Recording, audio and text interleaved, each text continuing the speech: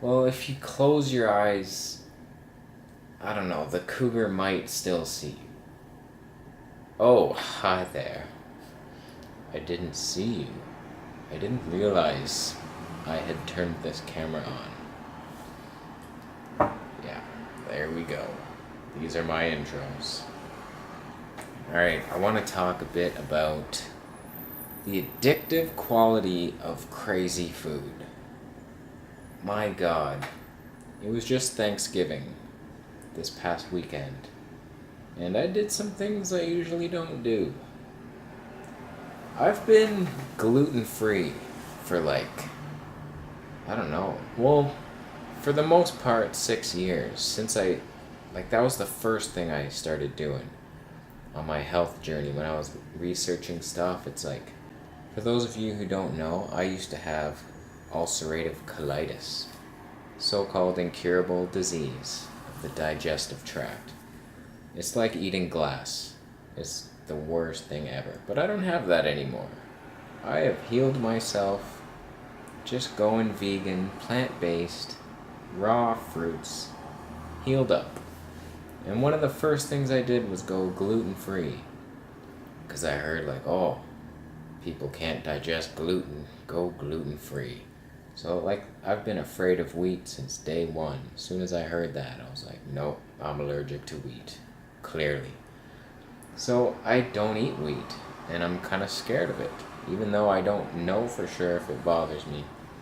So I don't eat it, but the odd time I've had sushi, vegan sushi, with that tempura batter.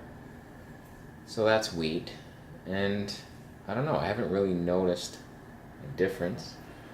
But getting to the point here, I tried some pretzels this past weekend, and I can't, my digestion last few days has kind of slowed down a bit, and I think it is affecting me, but I haven't got sharp pains or anything like that, nothing crazy where you'd be like, oh, that gluten.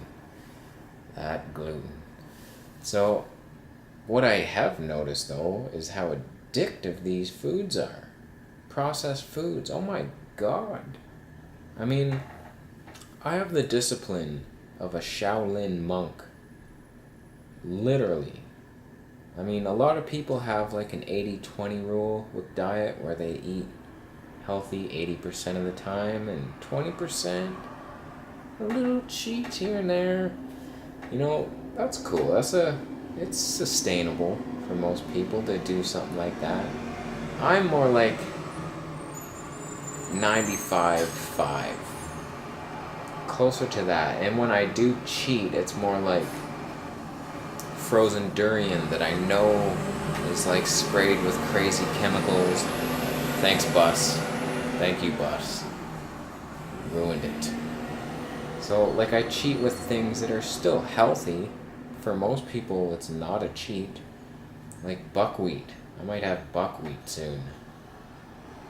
Start a party. So yeah, I just don't cheat. I don't think it's worth it. I'm trying to heal myself completely, highest level of health possible, and there's no room for crazy things. If I notice something's bad, I usually eliminate it. I'm not perfect. I have definitely gone back to things that I know are bothering me and trying to eat it and somehow thinking it's better, but no. But for the most part, I'm pretty disciplined. Anyway, these pretzels. The company will remain nameless. But addiction. I couldn't stop eating them. They're just, the ingredients weren't great, but the main thing is they're wheat, they're crispy, they're salty, and it's made by scientists in a lab where they're alright, this needs 0.7 increase in crisp factor. Do it. Nope, not salty enough. Salt crystals are too small. Increase the salt percentage. This isn't brown enough. More brown! So, it's created by scientists. And they know how to get it perfect. Just crispy enough, just caramelized enough, perfect temperature, just salty enough, hits your tongue. And it's too much for the human mind. If you're wondering why you're having troubles with weight or your health, just get those foods out of your house. We are no match for it. Even me, like, I consider myself disciplined master, and I couldn't stop eating them. I eventually managed to just be like, okay, it's too much salt, I'm gonna be thirsty as hell. Just stop it. So I can understand if somebody who's used to an 80-20 type of thing can't handle not eating these foods, they can't stop. I can just see it, why we're so obese as a world. It's these foods, they're just too powerful. So my tip is to just not have them in the house, first of all, because they're so tempting. I was picking them over my wonderful corn crackers that have no guilt. So first tip is just don't buy them, don't have them in the house. When you go out somewhere and people are serving things, I mean, bring your own food. You gotta be prepared. I always have enough food. I know how long I'm gonna be out. I have enough food. Or if I'm going somewhere where there's a store, like I know I can get something that's suitable for me, plan ahead. That is key. And if you like certain things, try to make your own version of it. A healthier version that you know what's in it. It's not made by a scientist to be the most addictive thing possible. It's just a healthy little snack. It's got the crunch, it's got the salt, but it's not addictive. So food shouldn't be addictive. I mean, I love these dates. They're not addictive. I eat enough until I'm full and that's it. I mean, they're wonderful. They're like butterscotch, but they're not science scotch. Yeah, so those are my tips.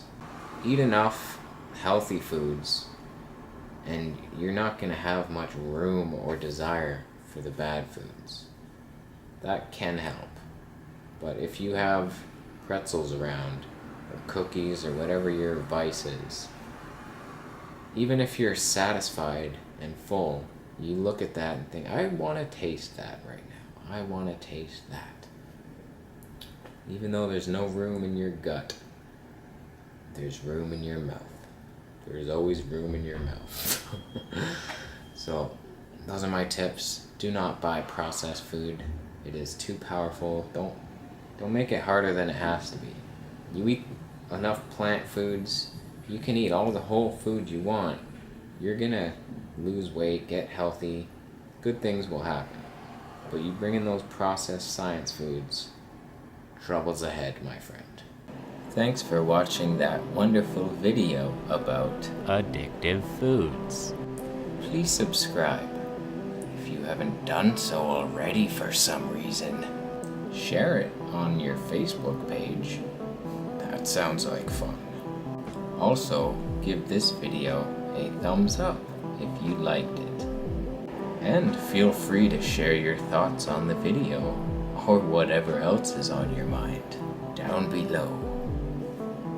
Ask me what to do next, and I might do it. No guarantee.